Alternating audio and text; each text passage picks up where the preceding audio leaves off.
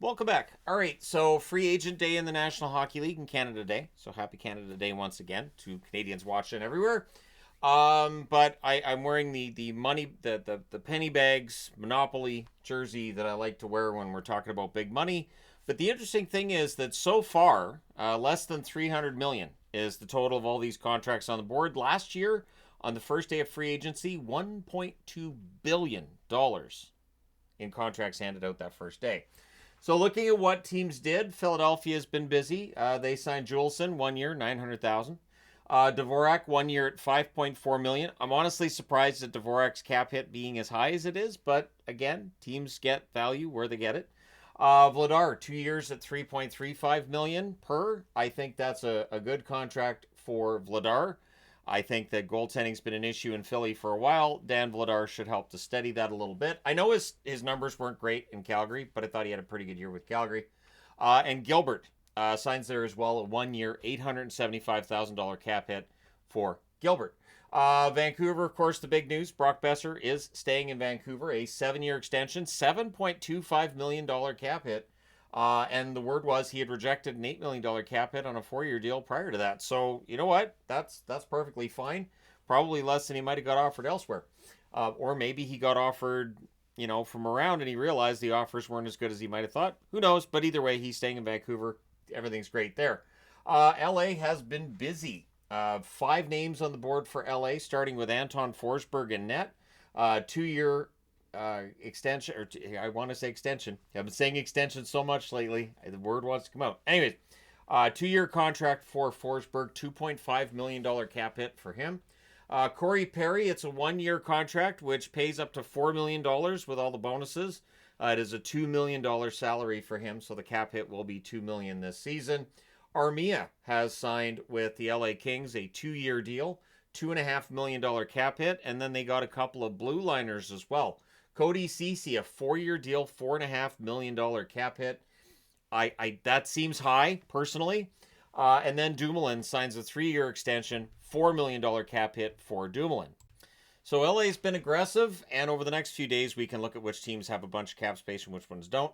But LA definitely went out and shored things up. Gavrikov has gone to the New York Rangers. It's a 7 year deal for him. $7 million cap hit for Gavrikov. So pricey, but good defensive defenseman and should help the Rangers out. Connor Brown has gone to the New Jersey Devils. It's a 4 year deal.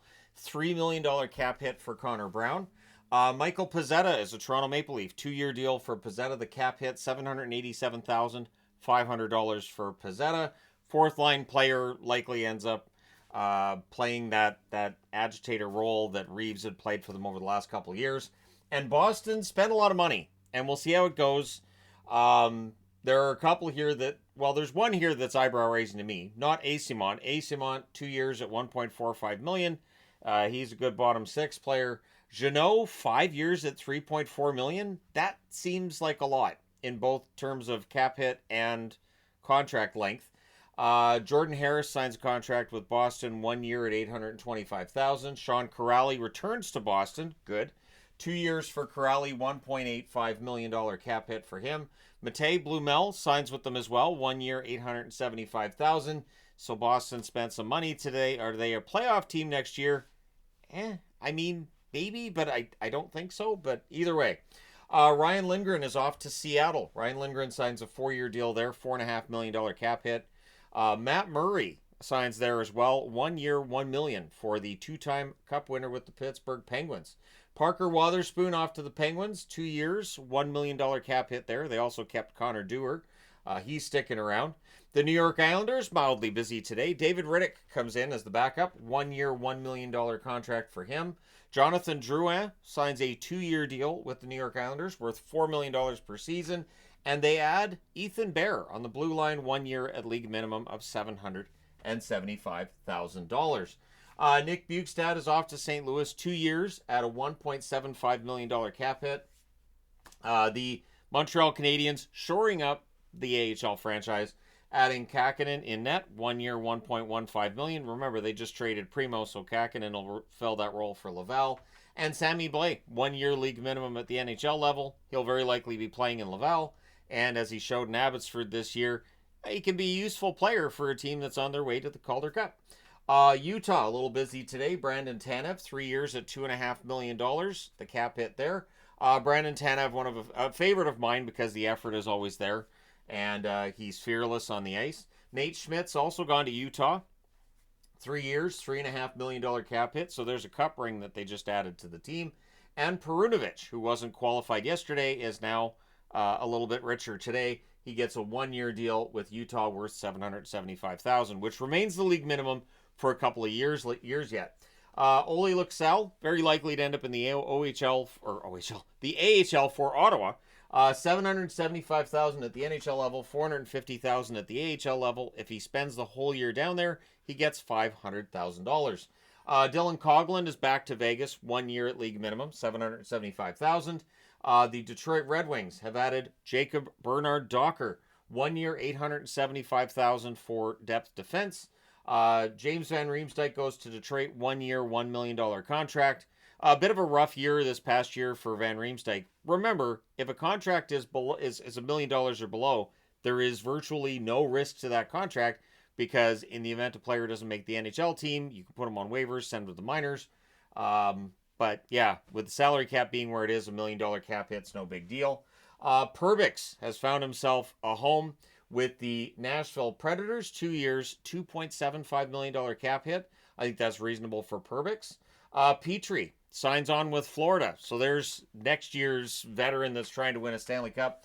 1 year league minimum. There's bonuses that are included with that contract as well. Radek Faksa is on his way back to Dallas. Good. 3 years, $2 million cap hit. I've talked about Faksa. He's good on faceoffs. I know there's no offense. It's just a fourth line center, but I'm glad Faksa will be back. Always a hard worker. Appreciate him being back in Dallas. The Winnipeg Jets, Cole Koepke joins the team on a 1 year, $1 million contract. And Tanner Pearson, who showed this year with Vegas that he can still play, 1 year, $1 million contract for Tanner Pearson. So a little bit of depth there for the Winnipeg Jets. The Buffalo Sabres, while I was getting ready to put this together, Alex Lyon has signed with Buffalo. 2 years, $1.5 million cap hit. So for Buffalo, their goaltending's going to be interesting this year. I would guess then it's Luukkonen and Lyon. And then so is Levi staying down. Does a goaltender's name have to start with an L in order to play for Buffalo? There are questions yet to be answered. The Carolina Hurricanes, word came out this morning they were trading for Keandre Miller. To this point, at the time I'm recording this, that trade has not been made as of yet, but it is in the works. In fact, let me just go ahead and check yep, it still hasn't been done. So we're good. At this point in time, Keandre Miller's still property of the Rangers, but it sounds like he'll sign an extension with Carolina, and they pick up Miller. We'll see what the Rangers get back in said deal. Keep in mind, Carolina still has a lot of cap space. Speaking of which, the San Jose Sharks are the team with the most cap space in the NHL. They have over $44 million in cap space. Yes, they're below the floor. There's a lot of time. So every summer, what seems to happen is July 1st through July 3rd, we get all the free agents, and then everything's done. This summer should be different. We should see trades in July, August, and maybe September. And we'll see teams getting up to the cap floor. We'll see teams moving contracts out. We'll see teams making good old-fashioned hockey trades. This is how things should be in the NHL. So not everything gets done the first few days of July, as has been the case so often. So San Jose will get to the cap floor, and we'll likely have teams calling him and saying, hey, can you help us out? And Mike Greer's answer should be, yes, for the right price, we can help you out. Ehlers is not deciding today, so it feels like the forward market's been held up. Apparently, Granlund's not making a decision yet, which has held things up with suitors. So there's a bit of a hierarchy in terms of remaining free agents, and some just deciding they don't need to sign today, which is true. They don't have to sign today. Fervari has signed an extension with the Washington Capitals. I felt should be on the board. It's a 7-year extension for Fervari, $6 million per season. So Fervari gets paid, and I don't think anybody's going to complain about that. He's been an excellent defenseman. As we mentioned in the live stream, and it's still on the board, so I'll mention it here, THGYT.ca is the website that went live today. I'll be going in and looking at all the listings and everything, and if I need to change something in our store, I will. If movement was spelled incorrectly, I will go in and fix that as soon as possible. But that being said, we do have t-shirts, mugs, hoodies, all that other regular stuff you would see. And who knows? This might be the start of an era where I'll say, hey, brand new drop incoming. But yeah, let me know your thoughts. Hit like and subscribe in the event you may not have done so already. Great July 1st. And I like this. I like the idea that we don't see these crazy contracts being handed out. I like the idea of you know, a team still having cap space and actually having room for movement during the season. How often during the season have we looked at teams that desperately need to make a trade and just can't? They don't have cap space, and neither does anybody else. So if that's changing now, I think that's for the betterment of the National Hockey League, and I think it'll make the experience better for fans as well. But do let me know your thoughts. Thank you guys so much for all your support as always. I will talk to you again soon.